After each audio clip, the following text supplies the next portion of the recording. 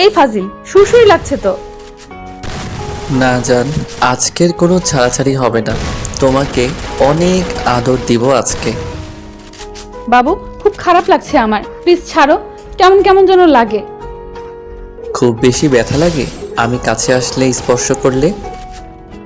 না সোনা, আমি তো চাই তুমি আমাকে সব সময় আদর করো, ভালোবাসো।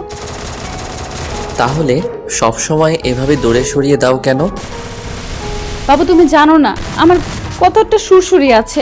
তুমি এমন এমন জায়গায় ঠোঁটের স্পর্শগুলো দাও যার জন্য আমি পাগল হয়ে যাই। তাহলে বলছো যে তোমার শাশুড়ি লাগছে? শাশুড়ি লাগলে কেউ এমন করে? আরে সোনা, তুমি বুঝতে পারো না। তুমি আমাকে স্পর্শ করলে আমি পাগল হয়ে যাই, তারপর কেন বুঝতে চাও না? পাগল হয়ে কাজ নেই। তুমি চোখ বন্ধ করে রাখো, আমাকে জড়িয়ে ধরে রাখো, আমি তোমাকে আদর দিয়ে দেই। বাবু, একটু তো আস্তে আদর করো। এত পাগল হলে হয় বলো, যার জন্য আমার শরীরের মধ্যে কেমন যেন হয়। আর বাবা, ওটাকে অনুভূতি বলে, তুমি বুঝতে পারো না।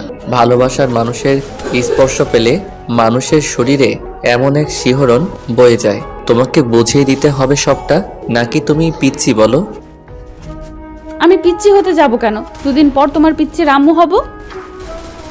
আরে বাবা, দুদিন পর পিচ্চির আম্মু হতে যাবে কেন? তাই তো 10 মাস সময় লাগবে। আর তুমি বলছো